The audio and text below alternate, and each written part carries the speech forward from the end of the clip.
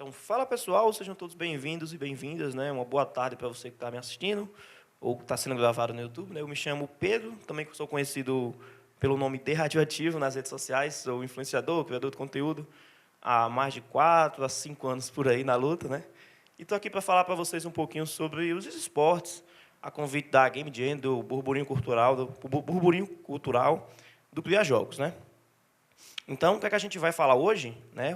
Eu fui convidado para falar sobre os esportes em si, a competição. Se você não sabe o que é isso, a gente vai falar um pouquinho agora, tá? Então, vamos lá. Eu separei aqui alguns tópicos. Eu separei aqui alguns tópicos para vocês sobre o que é os esportes, os jogos eletrônicos em si, que já vem perdurando aí por um bom tempo nesse mundo de jogos, nesse mundo de conteúdo que a gente já conhece, né? Talvez você não saiba o que é, mas o termo em si, os esportes, ele já surge desde a década de 70, né? Já tem um bom tempo, já nos jogos lá do Space War, que foi um dos primeiros jogos que perdurou ali quando surgiu os jogos eletrônicos de fato, né? Os primeiros movimentos de jogos eletrônicos. Bem interessante, por sinal, que naquela época ninguém entendia como funcionava, então era bem jogos simples, nada muito atrativo como é nos dias de hoje, né? Mas aconteceu. O termo em si, né, de esportes, que é derivado do inglês, que nada mais é do que jogos eletrônicos ou competições mesmo de jogos, né, onde é uma competição de um time contra o outro, um jogador contra o outro. Vai depender da circunstância que cada jogo ele traz para aquele momento, certo? Como eu disse, surgiu na década de 70 com o jogo Space War e, cara, a partir dali surgiu muita mudança, muita evolução, como a gente já conhece nos dias de hoje, com a globalização, com acesso à internet. E eu acho que é também por esse fato que se deu a evolução dos jogos em si, né? Tanto em console, das máquinas evoluindo, tanto o poder de hardware, o poder de software, cada vez criando mais força. Então, com isso, a popularização, o aumento, o interesse das pessoas, do público, de jogar e também de acompanhar, né? Isso cresceu demais. Esse boom, eu posso falar assim de início, que surgiu quando a pandemia também chegou, né? A gente viu aí, teve uma pandemia bem forte, então muita gente ficou em casa, então muitas pessoas passaram a acompanhar os jogos de outra forma. Quando não tinham o que fazer, estava em casa preso, né? Então, pô, o que é isso, esse jogo aqui? Porque as pessoas estão jogando, estão competindo. Então, diversos jogos teve esse crescimento nesse mundo de esportes, que foi muito bom para muita gente também, ter esse conhecimento e ter essa cultura de saber o que é o esportes em si, né? Outro tópico bem interessante, né, assim como a popularização, foi a facilidade de acesso à internet que as pessoas conseguiram com o aumento, né, do número de mais pessoas tendo, né, acesso à internet, como eu disse. Essa popularização ficou muito forte. Por quê? A internet ficou mais barata, celulares ficaram de fácil acesso, né? Hoje em dia, toda pessoa tem um celular, ou seja, a facilidade para você tanto jogar um game que seja mobile, né, é mais fácil do que, por exemplo, jogar um game de computador. Então, diversos jogos começaram a surgir, como, por exemplo, o Free Fire, teve modos de CS também, que é para celular. Tem diversos jogos que foram adaptados do computador em si para o mobile, devido a esse fácil acesso, essa fácil popularização na internet, celular. Então, isso ajudou demais a crescer, a criar conteúdo, as pessoas aparecerem com esses novos jogos na mídia. Outro tópico também que eu quero falar, antes de chegar no que é o auge hoje dos esportes, é que no Brasil, anteriormente, a gente não tinha essa popularidade, né? Não tinha esse boom, não tinha esse crescimento como está hoje. E poucos jogos e poucas pessoas também tinham esse destaque. Então, a mídia também era fraca para esse formato, né? E como videogame foi sempre tratado como isso aí é coisa de criança, é coisa só para crescer, não é coisa de adulto, né?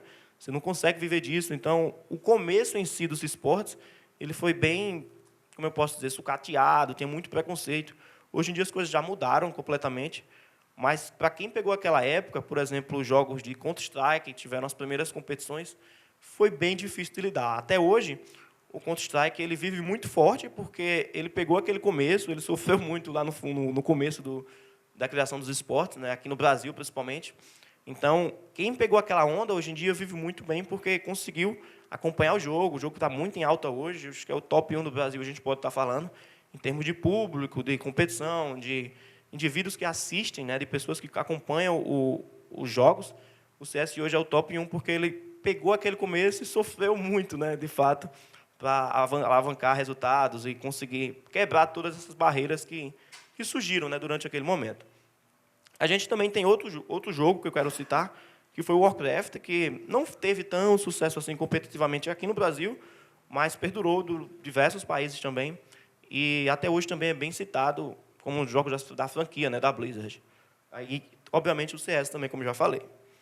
Com isso tudo acontecendo, né, como está nos dias de hoje, eu queria falar também sobre a criação de conteúdo, que foi algo que popularizou bastante, assim como eu faço isso hoje, né?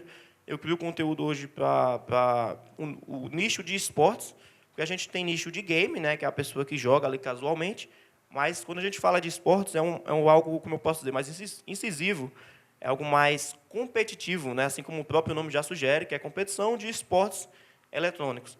Então, com isso, surgiram outras profissões também, com a chegada desse mercado novo de competições, né? Para quem está chegando agora, ou para quem não sabe, a gente pode se assimilar, né? Ou para quem não sabe de nada, de fato, a gente pode assimilar as competições de esportes eletrônicos, né? Os jogos virtuais, como o futebol mesmo. É o maior esporte que a gente tem aqui no nosso país, no esporte tradicional, que é o futebol, onde pessoas que competem, tem pessoas que treinam, tem pessoas que estudam os jogos, né, para saber a tática do adversário, estratégias. Então, isso tudo é muito imprescindível, né? E também isso existe nos esportes eletrônicos, né? A gente tem essa parelho, né? Essa semelhança bem forte quando a gente fala de competições e também fala de futebol. Assim como a gente tem torcida, tem torcidas organizadas também, tem fã-clubes, então a gente tem tudo muito semelhante. A diferença é que um fica comandando um jogo eletrônico e o outro, né, vai chutar uma bola, vai fazer o gol, né? Mas, no final das contas, essa comparação pode ser bastante utilizada até os dias de hoje e que ambos, né, são trabalhos como qualquer outro e que dá, sim, para viver de game, e é o que eu faço isso hoje, criando conteúdo. Mas, com isso tudo que aconteceu, a gente tem também, né, o formato de competições. Se a gente for parar para ver, a gente tem tanto criação de conteúdo, como também temos as ligas. As ligas, elas são compostas por times. É muito importante falar que são diversos times que competem entre si. A gente tem também jogadores e tem os times, né? A grosso modo, a gente pode dizer que são esses três elementos que compõem uma competição, né? Uma liga, que tem uma premiação, tem suas regras, tem a transmissão oficial, onde vai passar tal liga, e aí tem sistema de regras, de pontuações, de como funcionam os jogos, né? E hoje, no Brasil, a gente tem diversas ligas, inclusive hoje, né? A gente está gravando no dia de sábado, está rolando Liga do League of Legends, competição oficial, Liga do Free Fire também, competição oficial.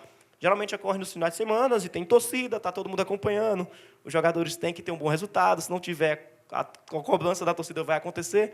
Então, como eu disse, é muito semelhante ao futebol hoje e está cada vez mais forte, cada vez mais crescendo, mas ainda assim, ainda a gente é muito pequeno se comparado ao futebol, mas acredito que é um passo de cada vez e os esportes hoje eles já cresceram bastante, se a gente for parar para ver até o dia de hoje, né? Até aqui. Com isso tudo, né? Se eu quiser me tornar um jogador profissional, o que é que eu preciso fazer? O que é que eu tenho que fazer? Eu consigo fazer isso? Tem que ser uma pessoa muito especial, tem que saber jogar muito. O que é que eu tenho que fazer? Bem, para se tornar um jogador profissional hoje, né? Eu não sou um jogador profissional, mas eu falo bastante sobre isso. Para você fazer isso hoje, o que é que a gente poderia fazer? Talvez você precise ser muito bom em alguma coisa, né? Ou em um jogo específico. Então, a primeira coisa, né, a dica que eu posso dar para você, que eu já ouvi de muita gente, é você ser bom em alguma coisa, em algum jogo. Então, especifique um jogo, nicha ele e seja muito bom, né? Treinamento, rotina diária, isso acho que tem que ser primordial. É bem difícil isso acontecer, porque, geralmente, quando você tem esse sonho, né, a mãe e o pai estão no pé, e aí, menino, vai fazer o quê? Vai estudar, sai desse videogame, isso não dá futuro. Então, essa barreira ainda existe, é muito forte nos games hoje, mas a gente está aqui justamente para tentar explicar para vocês que isso é possível, que seu filho em si ele pode conseguir essa carreira, ele pode alavancar, ele pode obter esses resultados, né? Mas, é claro, ele tem que saber separar as coisas, dever de casa, atividade, aula, e também videogame, né? Obviamente, os jogos, mas ele tem que, sim, focar em ser um profissional para poder atuar nessa área. Mas, como eu estava dizendo, voltar sobre o assunto do nicho, né? Ele tem que escolher um jogo. Tem diversos tipos de jogos hoje que estão em competições, que você pode trabalhar como um jogador profissional, um pro player, e você ganhar dinheiro disso e viver disso. Uma média salarial hoje, quando você começa, geralmente é bem pouco. Varia entre R$ 1.000, R$ 2.000, e pode chegar nas casas dos 15, 20 ou até um pouco mais. Eu conheço jogadores que recebem isso, tiveram redução de salário, depois aumentaram de novo, né? Vai depender do time que você atua hoje, né? Da organização que você defende, e também do que você faz além disso, né? Porque tem diversos caminhos que você pode ganhar. Como, por exemplo, se você se você vence o campeonato, tá? Vamos lá. O campeonato hoje ele dá uma premiação entre 500 mil a R$ 1 milhão. Tá? Aqui no Brasil, um campeonato mais básico. E aí esses valores é dividido entre o top, tipo, os finalistas, né? Vamos dizer, depende da categoria. Mas aí a organização em si, ela fica com uma parte e divide uma parte com os jogadores. Então você pode ganhar um pouco mais. Porém, essa bolada aumenta ainda mais quando você vai para o Mundial. O Mundial, o nome já está dizendo, né? A gente pode se assimilar com uma Copa do Mundo, é a principal competição daquela modalidade. E caso você vença ela, por exemplo, chega na casa de tipo US$ 1 milhão, até 5 milhões de dólares. Dólares, tá? Você multiplica aí vezes 5 no real que a gente tem hoje. E tem jogos que tipo, tem premiação de R$ 40 milhões, que é o Dota, no caso. Eu acho que é a maior premiação que a gente tem hoje, em termos de esportes e competições. Já chegou a 80, mas depois caiu um pouco. Eu não sei exatamente o motivo, mas isso acontecia com muita frequência. Então, é legal a gente estar sempre buscando isso. Inclusive, os jogadores hoje eles sempre almejam, os objetivos deles é sempre estar ganhando o Mundial. Eu tenho contato com diversos jogadores a todo momento, eles sempre falam, nosso objetivo é buscar o Mundial, a gente vai buscar o Mundial, seja onde for, né? Inclusive, você viaja, a competição geralmente não é aqui, é em outros países que são sediados, e aí você viaja, você faz tudo lá.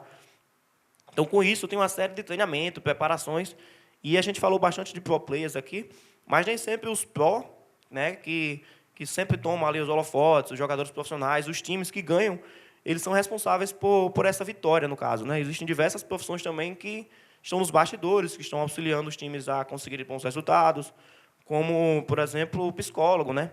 Tem muito jogador que não consegue bater de frente contra outro time, ou então ele sente pressão de torcida, o torcedor está gritando ali, vamos ganhar, então ele não consegue. Então, sempre tem esse treinamento do psicólogo por trás dos bastidores. Tem também questão de fisioterapia, como você se alimenta, como você vive sua rotina, né? Então, tudo isso, educação física, preparo físico, preparo mental, isso é muito, muito forte nos treinamentos, para que o time tenha 100% de performance e vença, né? Obviamente que o objetivo é vencer. Nos esportes, hoje, eles funcionam assim, tem competições onde tem rotinas diárias de treinamento, jogadores, geralmente variam entre 8 a 12 horas por dia você jogando, tá? Não parece brincadeira, mas tipo, passar 8 horas jogando é meu sonho, né? Mas, tipo assim, de fato, tem um cansaço, não é só jogar. Tem uma rotina de treino, você tem que seguir. Então, tem um passo a passo hoje para você se tornar um jogador profissional. Eu acredito que é um pouco difícil, sim, mas qualquer profissão na vida hoje tem um pouco de dificuldade, né? Se fosse fácil, todo mundo seria isso. Então, é mais ou menos esse caminho que a gente tem que trilhar se você quiser ser um profissional, né? Caso você não queira ser um jogador profissional, como eu disse, tem diversas profissões por trás do backstage, que funcionam também nas profissões tradicionais, que a gente já conhece, e aí você só vai se especializar na área, né? Eu tenho amigos também que, por exemplo, se especializaram na área de direito, de advocacia, e hoje eles fazem contrato para jogadores.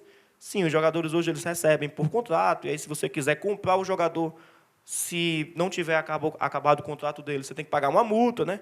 Você tem que olhar ali as entrelinhas, o que é que diz no seu contrato. Então, tudo isso hoje é muito bem revisado, é muito bem definido sobre essas leis, né, de advocacia, de direito, que tem profissionais que atuam também sobre isso. Então, é muito importante a gente sempre estar atento a isso, que tem muito jogador que assina, por exemplo, contrato e tipo, não sabe do que ele tá assinando e só faz, né? Simplesmente ele pega vou fazer aqui porque eu quero, e no final das contas, ele fica preso àquele time, ele não consegue mais sair. Perdão. E aí sempre ele vai ficar ali por um bom tempo, às vezes ele vai querer sair e não vai conseguir. Então, tem muita coisinha miúda, né, nos minúsculos ali detalhes, nos mínimos detalhes, que atrapalham no final das contas ou beneficiam, né, vai depender de como você encarar a situação. E aí, como eu disse, né, você pode viver de outras profissões também. Assim como eu vivo hoje, eu tenho quase 5, acho que 4 anos que eu vivo inteiramente full de game, onde eu crio conteúdo, eu faço vídeos para a internet, para o TikTok, para o YouTube. Eu faço isso diariamente, inclusive meu vídeo de sábado, que agora acabou de sair, de 7 da manhã, e eu estou aqui, né, logo em seguida, então tem pessoas acompanhando, estão querendo saber o que acontece no mundo dos esportes, né? E eu não falei um pouco mais sobre o que eu falo, mas eu faço conteúdo de notícias. Então, perdão de novo. Então, toda notícia que acontece no mundo dos esportes relacionada ao Free Fire, né? Aqui no Brasil, você fica inteirado por mim, eu sempre tenho um portal, então eu tenho contato com jogadores, eu falo sobre isso diariamente. Então, é por isso que dá para entender todo esse ecossistema que funciona. E se você não quiser ser um jogador, você também pode se tornar um influenciador, pode se tornar um criador de conteúdo, você precisa entender o nicho, como funciona, e, obviamente, também precisa entender um pouco mais das redes sociais, né? Porque a gente trabalha de forma online. Então, você entendendo um pouco de como funciona isso, você consegue ir um pouco mais a fundo, ver quem já está fazendo o trabalho bem feito e tentar replicar, tentar sempre não reinventar a roda, né? Colocar a roda para girar, já que ela já está funcionando com outras pessoas, com outros públicos. Então, eu acho que é mais ou menos isso, um contexto geral sobre como funciona o cenário de games, o cenário de esportes, de competições. E eu estou aqui, eu estou à prova viva para dizer que dá sim para viver, tá? Então, se você tem um sonho, se você quer se tornar um jogador profissional, se você quer trabalhar no backstage, trabalhar como sei lá, ajudar alguém, alguma organização, sempre tem trabalho por trás, então tem muita coisa acontecendo, treinamento, dá sim para você viver. Então, a grosso modo, acho que é isso. Deu para falar um contexto geral de como funcionam os games, os esportes, as competições, e é isso. Quem quiser me acompanhar também, fique à vontade, pode mandar mensagem para mim, é @dradioativo. Acho que a produção consegue colocar aqui embaixo, depois, né? THE Radioativo, em todas as redes sociais, estou no Instagram, estou no YouTube, estou no Twitter. Então, eu acho que é isso. Obrigado, Game Jam, pelo convite, né? Pela participação aqui. E é isso, cara. Vem viver esse sonho e tamo junto.